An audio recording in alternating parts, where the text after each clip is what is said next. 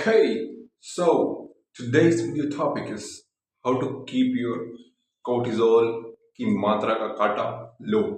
So first of all, cortisol क्या होता है? Cortisol is basically a natural response of your body जब वो एक स्ट्रेस में या फिर डेंजर में होती है या फिर एक डू और डाई सिचुएशन में होती है.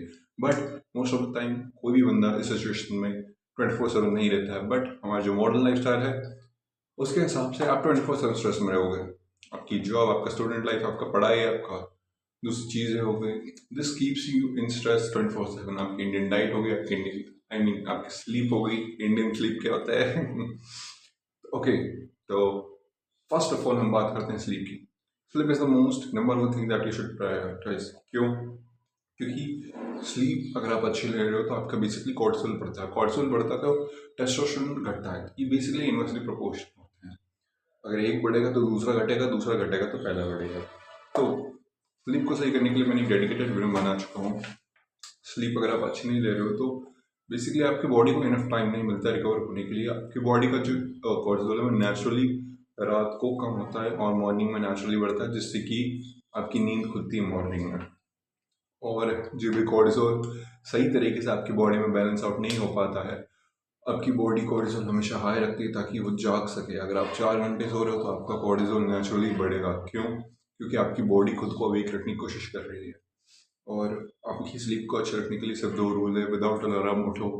अपने विदाउट अलार्म नहीं उठ सकते तो अपनी नेचुरल टाइमिंग देखो कि आप कब उठते हो सुबह को, और उसके हिसाब से अपने सोने का टाइम एडजस्ट करो. जल्दी सो ताकि आप अपने मेन टाइम की 1-1.5 घंटे पहले उठ सको.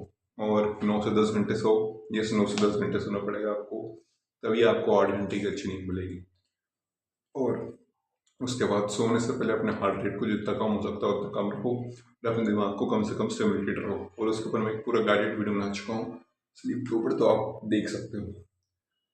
उसके बाद हम करते हैं वर्कआउट की बात. अगर आपने स्लीप अच्छी कर ली है तो आपकी जो वर्कआउट करोगे उससे एक्चुअली में रिकवरी होगी. तो वर्कआउट से होता है कि बेसिकली आपकी बॉडी में सेरोटोनिन और डोपामिन का जो डोज है वो स्टेडली रिलीज होता है, जिससे कि अच्छा फील करते हो, आप हैप्पियर फील करते हो और आपका कॉर्टिसोल नेचुरली कम होता है. जो भी आपकी बॉडी में स्ट्रेस होता है वो वर्कआउट के थ्रू निकल जाता है, क्योंकि आपकी बॉडी फिजिकल एक्टिविटी कर रही है. तो वो बेसिकली स्ट्रेस रिलीफ की तरह करता है वर्कआउट.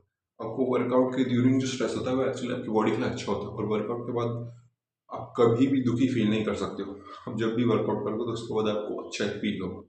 तो start working out, resistance training करो, जिम जाओ, कैलिस्थेनिक्स करो, बॉडी वेट एक्सरसाइज करो और कार्डियो करो. दिन में स्टेप्स अपनी वॉकिंग बढ़ाओ या फिर जंपिंग जैक्स करो और वॉकिंग करो, स्प्रिंटिंग करो, रनिंग करो. इससे आपका कार्डियोवास्कुलरिटी भी अच्छा होगा, आपका एंड्योरेंस स्टैमिना भी बढ़ेगा, आपकी स्किन भी अच्छी होगी and many other benefits.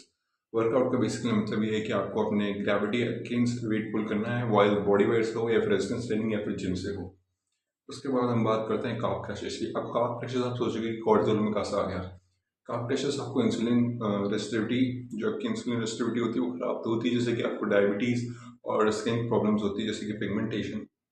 But जो कार्ब क्रैशेस होते हैं उसकी वजह से आपका दिमाग बहुत ज़्यादा स्लो हो जाता है. आप दिमाग आपका स्लो हो जाएगा तो आप बेसिकली प्रोडक्टिव टास्क नहीं कर पाते हो. बेसिकली से वीडियो बनाना हो गया तो उससे होता क्या है कि आप लेस प्रोडक्टिव फील करते हो. और आपको दिमाग जब लेस प्रोडक्टिव फील करता है तो आपको नेचुरली ज़्यादा बेकार फील होता है, क्योंकि आप कुछ क्रिएट नहीं कर पा रहे हो, आप कुछ सही से ढंग से बना नहीं पा रहे हो. तो इसलिए अपने कार्ब क्रैश को अवॉइड करो और अपनी डाइट में ज़्यादा से ज़्यादा प्रोटीन ऐड करने की कोशिश करो. जैसे डेयरी, वे, मीट, एग्स, फिश, जितनी भी हाई प्रोटीन चीज़ें होती हैं आप गूगल पर सर्च करते हो high viability chart, foods with high viability का चार्ट. इसमें आपको जितने भी फूड्स मिले और जो सबसे टॉप पर हैं, टॉप 3, टॉप 2, टॉप 3 पर है, उनमें से अपना खाना मोस्ट आपको रखना है. जैसे कि दूध, दही, पनीर, एग्स, मीट, फिश, जितनी भी चीज़ें होगी जिनमें भी हाई वायबिलिटी वाला प्रोटीन होता है वो आपको खाना स्टार्ट करना पड़ेगा अपने जो मील्स होती हैं. एटलीस्ट हर मील में 15 से 20 ग्राम हाई वैलिटी वाला प्रोटीन रखना.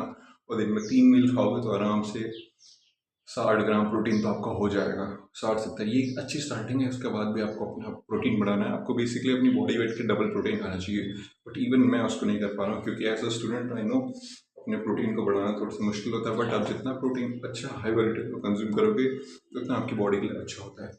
अगर आप कर सकते हो तो ट्राई किया अपने बॉडी वेट का डबल करो.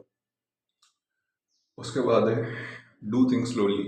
इससे मेरा मतलब क्या है कि अभी जो है मैं अभी बस बाइक से आया हूँ हॉस्पिटल से, तो मेरा मेरा कुछ फैमिली में इशू है किसी मेम्बर को, तो मेरा जो हार्ट रेट है वो नेचुरली थोड़ा हाई है, और यहाँ पे मुझे गर्मी भी हो रही है क्योंकि मैं विदाउट फैन शूट कर रहा हूँ।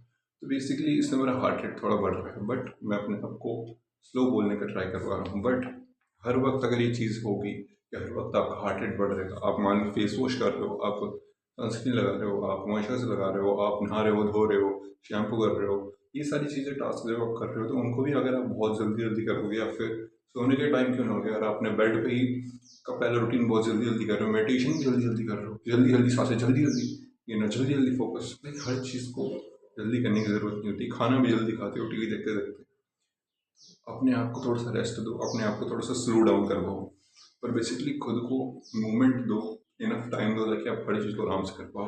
मॉइस्चराइजर लगा रहे हो तो आराम से करो, instead fucking rubbing your face, okay. और इससे हमारा सेकंड पॉइंट आता है, आई मीन अगला पॉइंट, कि आपका रेस्टिंग हार्ट रेट लो होना चाहिए, तभी आप ज़्यादा रिलैक्स फील करते हो। और जब आप ज़्यादा काम फील करते हो, रिलैक्स फील करते हो, तो आप बेसिकली ज़्यादा सोशल हो पाते हो, आप काम रहते हो तो आप अच्छे से रिस्पॉन्स कर पाते हो सामने वाले बंदे को, और आप फालतू की चीज़ें नहीं बोलते जो आप लेट रिग्रेट करते हो, क्योंकि आपका एक जो माइंड है वो काम स्टेट में होता है, तो वो फालतू की चीज़ें नहीं बोलता है, और वो कुछ ही बोलने से पहले सोचता है। और उसके बाद हम बात करते हैं मेडिटेशन की। मेडिटेशन की मैंने आपको बताया, अगर आप डेली 5-10 मिनट करोगे तो आपका कोर्टिसोल काफ़ी कम होता है। इससे बेसिकली आपका दिमाग का फोकस बढ़ता है, अटेंशन स्पैन बढ़ता है। और बेसिकली मेडिटेशन जब भी आप करते हो ना, तो आप कामर फील करते हो, और वही आपकी बॉडी को चाहिए, आपका हार्ट रेट लोअर हो जाता है। अगर आप इसको स्लीप के पहले करोगे, बोनस पॉइंट है, तो ये आपकी बॉडी आपकी स्लीप को काफ़ी इंप्रूव करेगा। तो मेडिटेशन डेली करने लग जाओ, 5 से 10 मिनट से स्टार्ट करो, बाकी आधा घंटा मेडिटेशन भी का आप गोल रख सकते हो, काफ़ी अच्छा गोल है, मेरा भी वही गोल है, फिर मुझसे 5 मिनट होता है अभी। उसके बाद हम बात करते हैं विटामिन डी। देखो विटामिन डी से क्या होता है कि आपका टेस्टोस्टेरोन कम रहता है, टेस्टोस्टेरोन कम रहेगा, vitamin D is basically responsible for the testosterone production in your body. अगर आपका टेस्टोस्टेरोन प्रोडक्शन कम है, लाइक लेट्स सपोज 200-300 एनजीएल या फिर 400 एनजीएल, आपका एवरेज 600 एनजीएल अब बहुत अच्छा टेस्टोस्टेरोन होता है, बट 400 से नीचे भी जो होता है वो अच्छा नहीं होता है।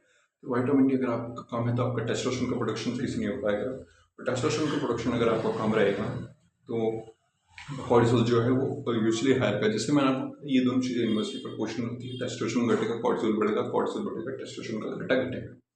उसके बाद हम बात करते हैं वॉकिंग की।